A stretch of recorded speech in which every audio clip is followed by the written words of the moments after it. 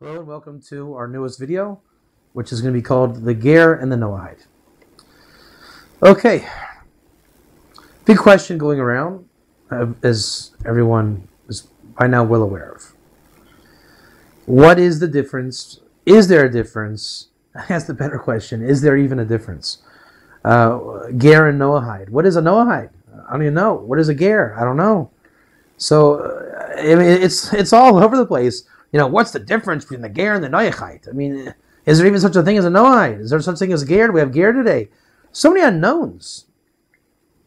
Too many unknowns for the layman out there and trying to figure this out on the sidelines. And the focus has become the guy on the sidelines. That's where we're at. Meaning, I mean, look, it didn't start with me. It started with a lot of people, but I'm going to give my subjective point of view of the universe because I can't speak for anybody else. I obviously have a book. We all know it, right? World of the Ger. All right, obvious. The author is Chaim Chlorfine, and we wrote the book together. He started the book in the 80s called Path of the Righteous Gentile with the Noahide movement that began with Wendell Jones and Rabbi Yoel Schwartz. Okay, so it was probably even before I was born. We know that. But as we spoke in the grafting class, right, I'm being a shoot brought into the main stalk. So from my limited window of the universe, Ger began with me in my world, in my place of Ger, in the teachings of Ger, what I call Ger code, which is mastering the Hebrew and the grammar to always ascertain, is it an idolater? Is it Ger as I know it to be? Is it convert? Is it a stranger? Is it alien? That's my job. That's my own personal interest of Torah, knowing what the words of the Torah mean in the Lashon HaKodesh, in the biblical Holy Hebrew. Right? That's David Katz land and my own little sector of the universe. And as I'm coming into my own and my world and all of you out there and all that were and all that will be, we're all coming together as mankind. I'm saying that I'm coming to the table with my little portion of Torah, stating the fact that I've made a chiddush, a novelli, an interesting awareness. There's something called Ger convert. There's something called Ger not convert.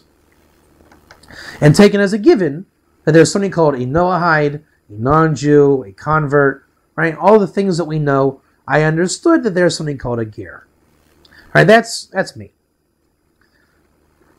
Now, everybody else is coming to their own conclusions. Chaim Chlorfine wrote the book of Path of the Righteous Gentile, and we're friends for 15 years and neighbors in Sfat, and we collaborate to make a book because he says, hey, you know, I wrote the book about Noahide, maybe even one of the founding fathers of the modern movement, and I hear Ger. I hear this thing. I get it. Ger can be convert. Ger can mean become Ger. So now two guys on the planet are speaking Ger. And, you know, he knew it, but let's say he didn't know the Hebrew element. But by working with the Noahides and non-Jews for most of his life, he knew the concept existed in his heart and his soul. My job was to find the biblical word, kind of like an archaeologist, right? I dug out the word, but Chaim dug out much more than that.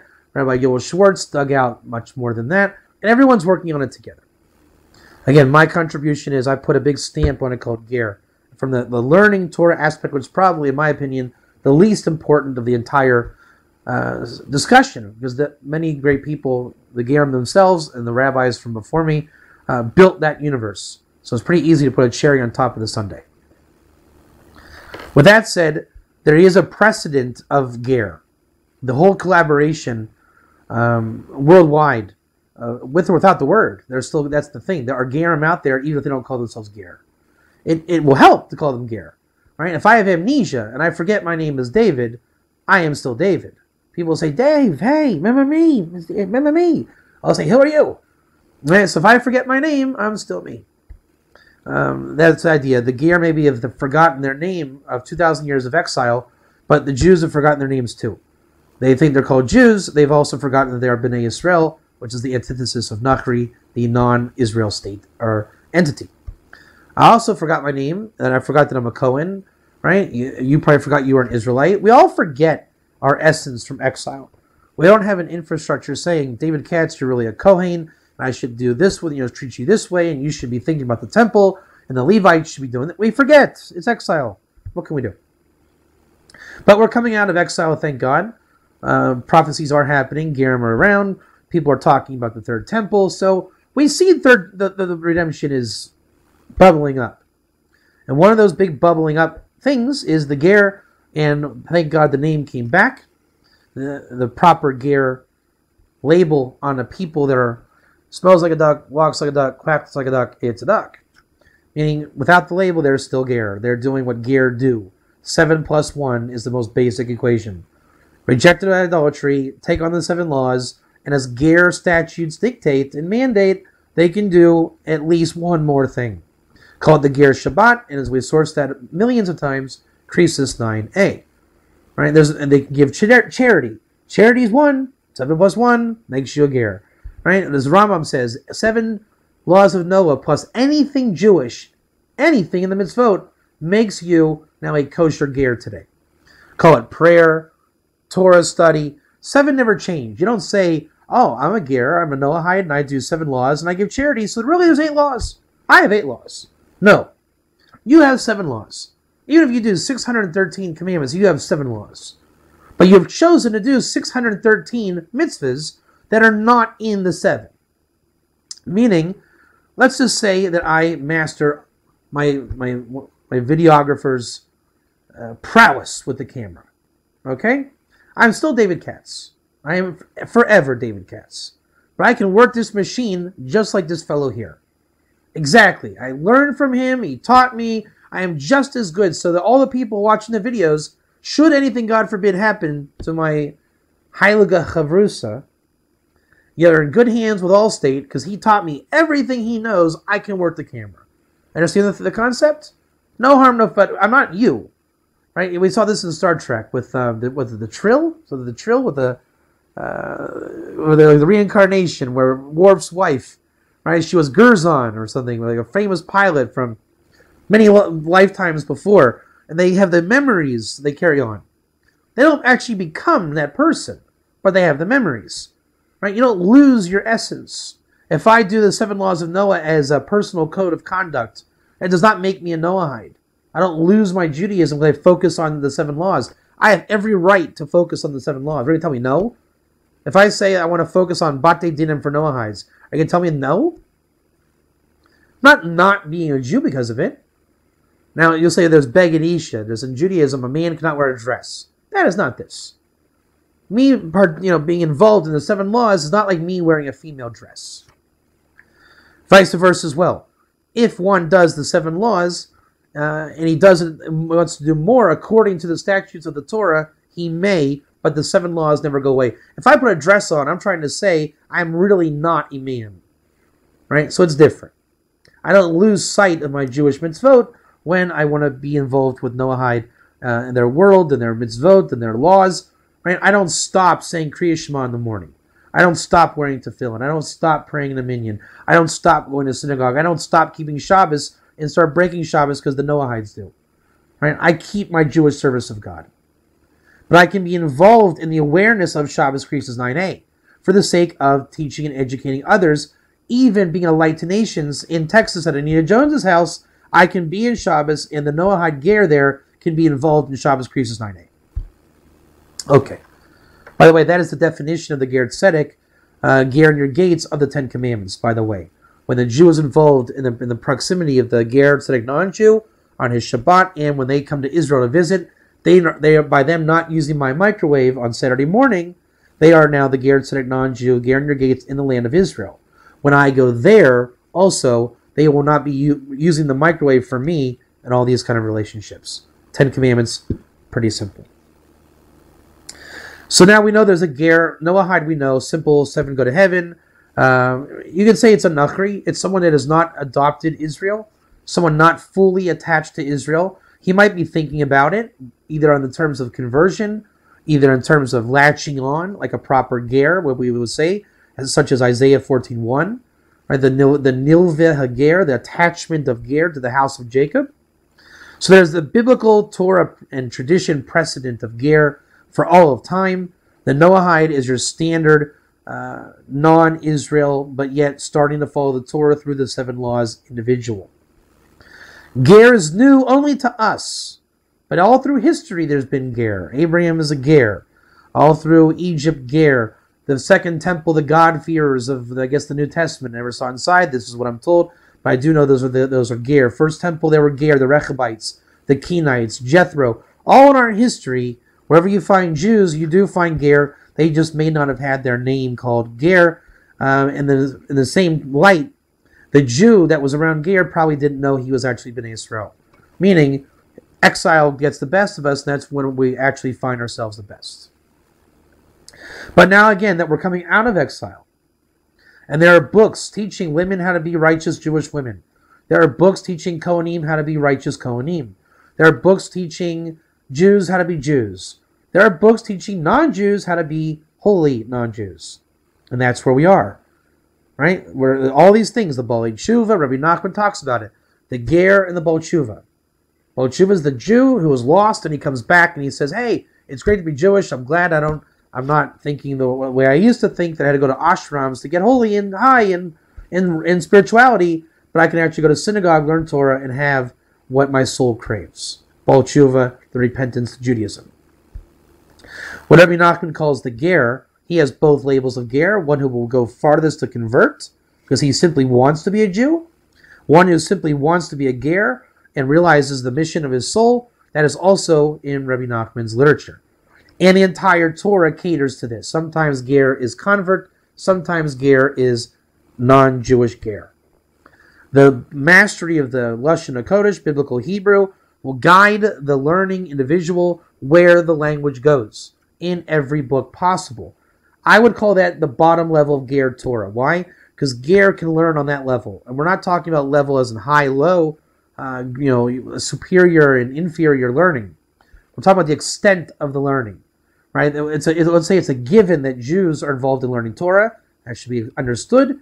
And it is a given, but now it's a bit of a chiddush that the Ger, the righteous non-Jews, are involved in the learning Torah. Right? Because for them to be a Ger, the fourth house of Israel, that's what we mean by low, simply in the rung of Kohen Levi Israel Ger. And it's not best, medium, lowest, worst. It's just different categories and distinctions of different people.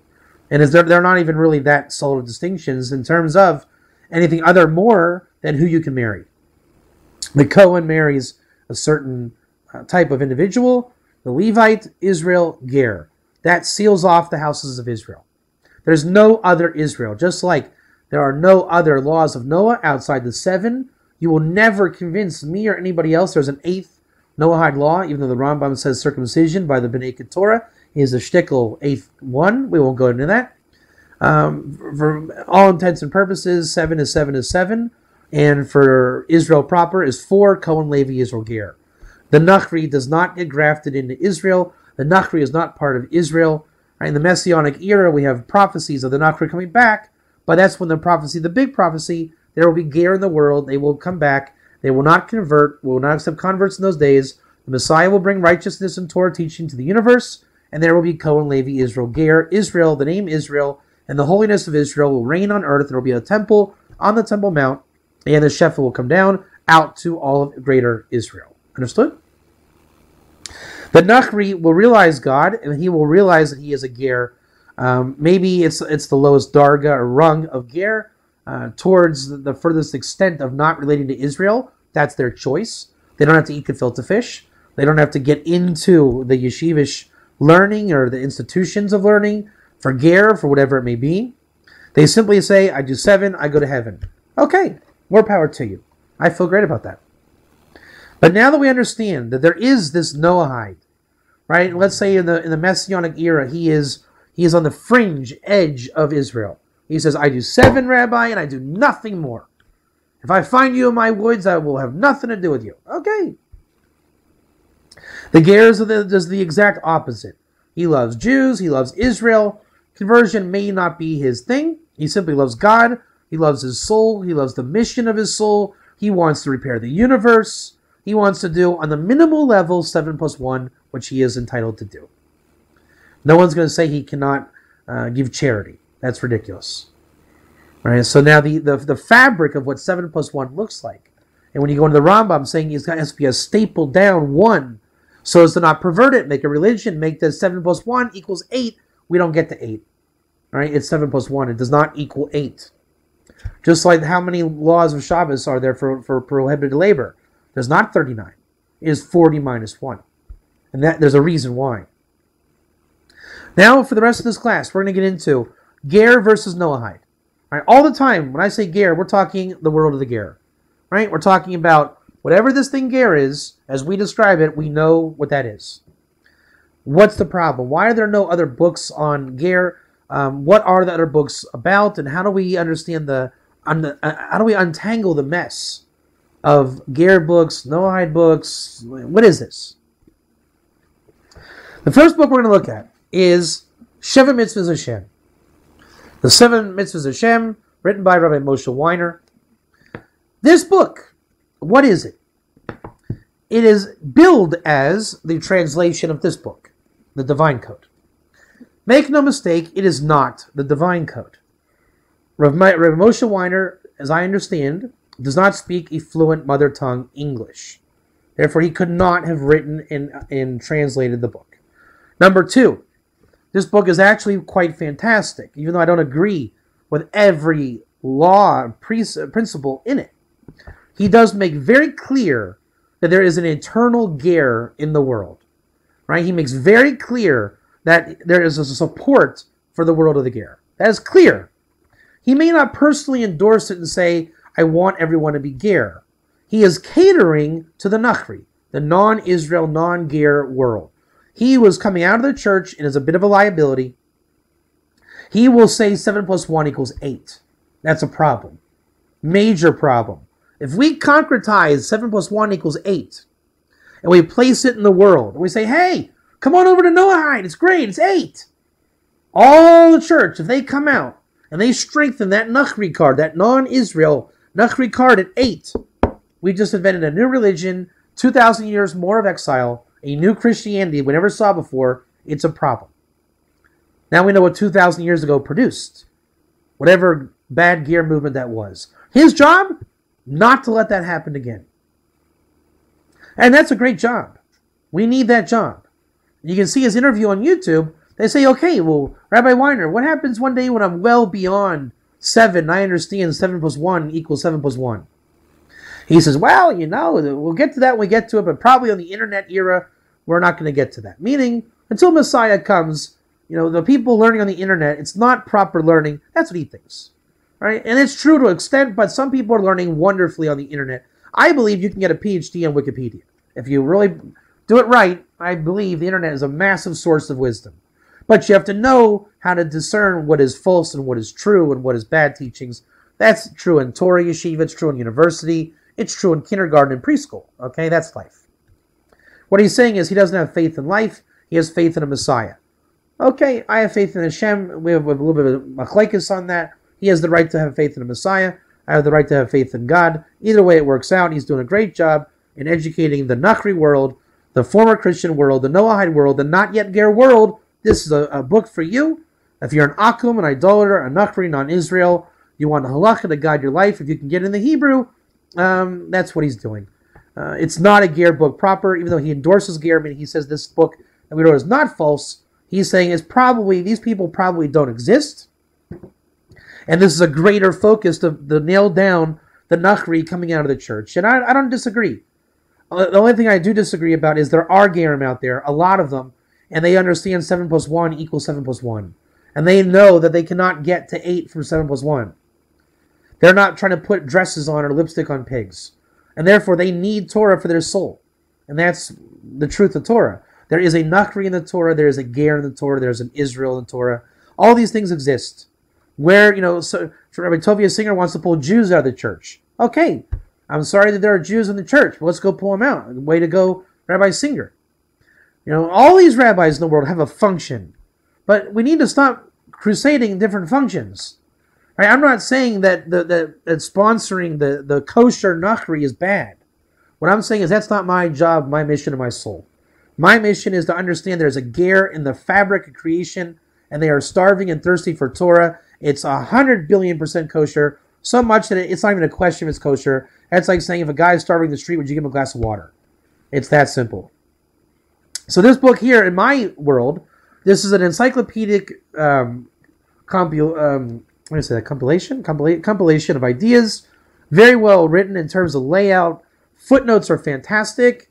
I don't agree with every psak. Remember, he's going for the Noahide world. He's not trying to make definitive halacha for the Ger and the world of the Ger. Not his job. For those asking, is there halacha in the world of the Ger? 100%. I know it reads poetically and like a story a bit, an agadata, for those that are against the agadata movement, the legends and tales of the Talmud. But if you read how we wrote the book, remember, my job is not to write the agadata of the book. My job is Rashi, Tosfos, Avodah Berurah, the Ger Toshiv, da-da-da-da-da-da-da. The yeshiva side, that's me. That's my job as a rabbi. Chaim Klorfein's job is the third temple, the Messianic temple. He sees the romantic vision. That's why he has the actual pen to ink, and my job was ink to pen, so to speak. But that was all collaborated together in the book. We wrote it together. It's a team effort, and where he put the composition in terms of poetic, there's a lot of halacha in there. I urge you to look for that halacha. I myself maybe misjudged it, when it came out, saying that, it was so new, but I had the opportunity in Texas to look the book over just in spare time. Now that it's out and we're selling the books and things are happening and there's gear in the world, I'm very proud to say that this is a halakhic work as much as a revolutionary work and an agadditic work. Not that I ever said contrary to that. It's that now we have a shtickle nachas looking back, and I'm very proud of my co-author that he was able to do an amazing job. I wasn't looking with those lenses in terms of the beginning. My job was to convey my side of the story to him. So it may not look like the Shulchan Aruch to you, and it's not attempting to be. The Shulchan Aruch for the Ger is right behind me. It's called the Shulchan Aruch. Right? The Siddur for the Ger is on the shelf. It's called the Siddur. What needs to be done is that the learning for Ger needs to have asterisks in the Siddurim and undertones in the Shulchan Aruch. Meaning the Ger needs to be able to be proficient in learning with either by himself or with a rabbi, institution, community, synagogue, cooperation, to understand what actually is justified for Ger and what is not. And it is in his best interest to follow those guidelines, because remember, he understands 7 plus 1. He is not here to say 8. That's a given. Right? If I go into a clothing store with my wife, right, I don't think there's a chance that I'm thinking about putting the dress on. Right? I don't lose my identity just by walking into a female clothing store with my family. If I go in alone and I'm not married and I'm asking for sizes that fit me, now that's a problem. That's called a perversion. Okay, so the guys that come into the synagogue saying we're here for a new religion and things like that, okay, that's a perversion. That's already not a ger. That is a nachri, and that's what these books are written for, to prevent that from happening. Now the book, the Divine Code. The Divine Code, where it goes super duper nachri, is it is not a direct translation from the book. When you follow the pages, you will see major Torah content is left out of this book. It's not in the best interest in this book to put that Torah content in. It's at best an adaptation in the spots where it brings the proper content. Right? It's not a literal translation. It does not bring all the content. It leaves pertinent Torah out. It leaves out most of the pertinent footnotes. It does not advocate ger openly, as this one does. Why is it written then? The idea, and again, I'm not saying I agree, but so much. That's why I go ger, but I'm not in the Noahide world. This is for 7 go to heaven, idolater, Noahide, non-Israel, non-ger. It is a holy work in that it does not give the leeway by taking the liberty to say holiness is not here because holiness is in Israel. The ger is interested in holiness and purity. Therefore, he is not interested in the manipulation of the text to suit his interest. In the Noahide world, i.e. the New Testament world, the New Testament is built off of the perversion of text and taking liberty to do such things. With that said, this book is a lockdown of Noahide. It tells you what the 7 are, how to not make a religion. It does not give you leeway to go off and make your own religion. And for that, it caters to the Noahide. Why is it not equal the Hebrew book? That's on the scope of the authors. One book has its own interest. One book has its other interest. They work together. If there is a villain, it's the word translation. There's just no better way to call it. It has to make sense to the people in English. So it's called a translation. It's maybe an adaptation, but the real thing is that the word probably doesn't exist of what the idea is. It's called making gerim. And it begins on a low level of bringing the Nachri out and making sure he's good so he can progress normally, and that's their job. When I tell my son that he cannot eat a candy bar before his dinner, I lied to him. He will not ruin his appetite, right? But I must tell him that.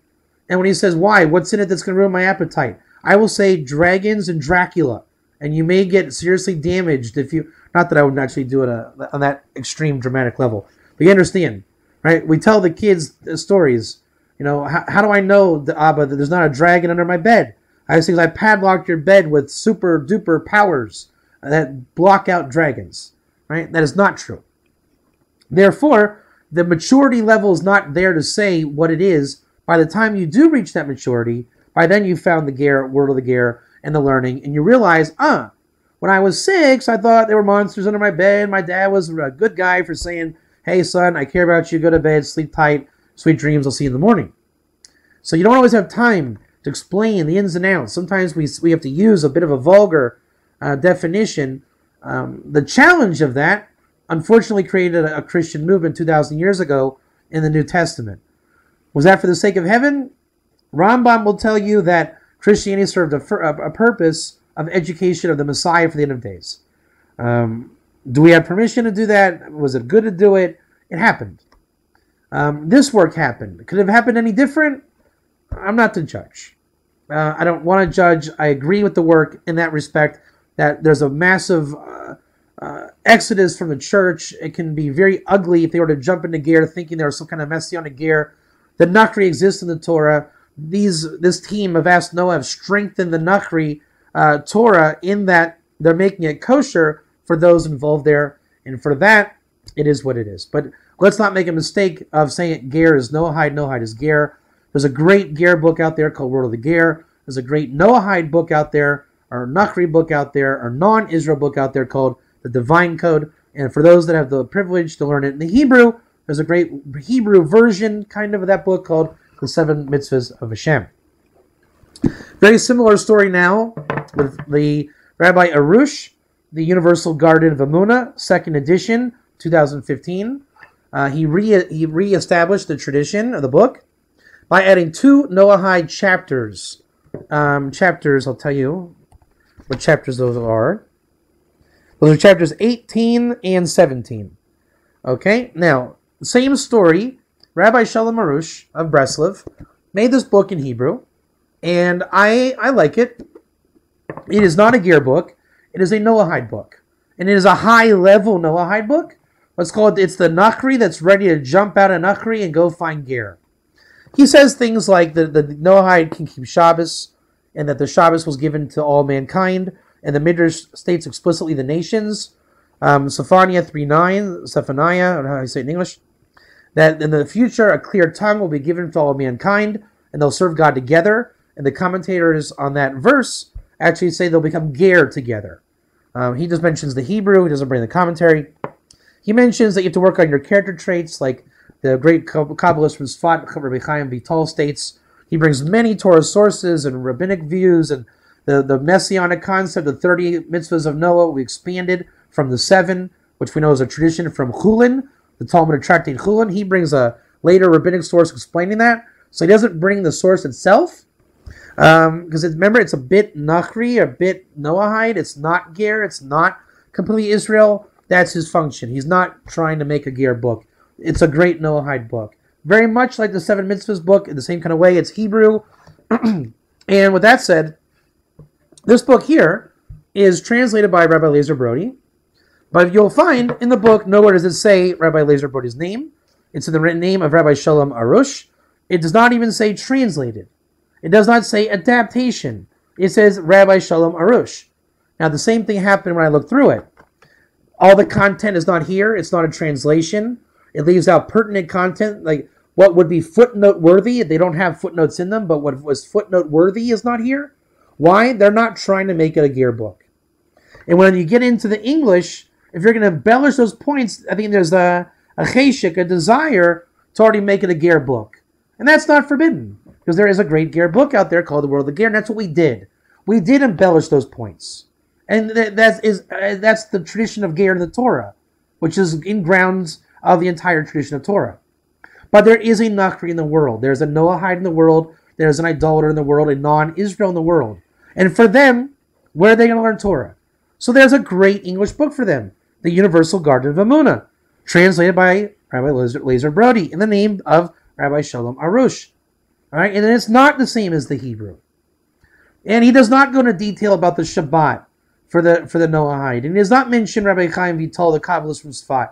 And he doesn't mention the source of the 30 mitzvahs for Noahides. And they don't mention a lot of things. They don't mention anything Ger about serving the world together with a clear tongue. That's already going towards a Ger book. And the intention here is a Nachri book, or a Noahide book, a non-Israel book, a book saying, I wish to get closer to Israel. Rabbi, tell me how to get close to Israel. Here, Lazer Brody wrote the book for you. He's saying, I'm a Jew. Here's the book. You want to get close to Israel? Here's what I do. Here's my business card. This is what I do, is what he's saying. I think it's a great book. And if you want to learn with a rabbi, here is the book in Hebrew. You want to get a little deeper? Go into Hebrew, get involved in the language, have fun.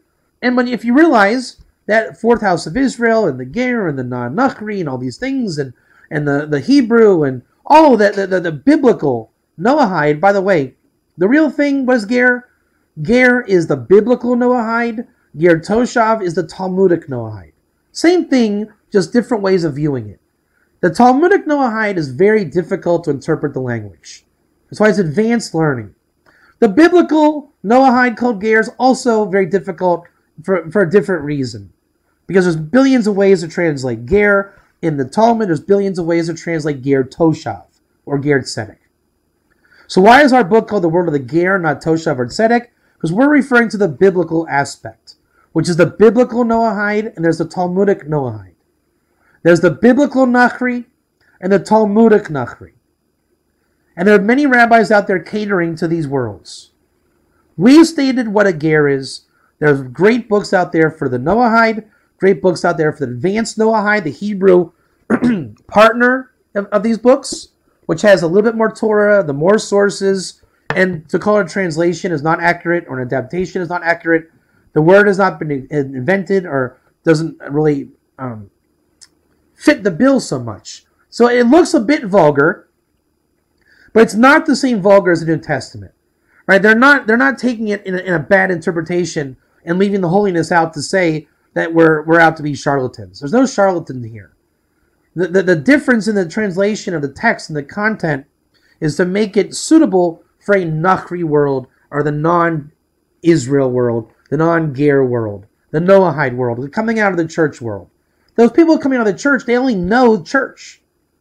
If there's a progression. If you're close to being a convert, because that's where you want to go, there are books for you. If you want to be a Ger level on this level, there are books for you.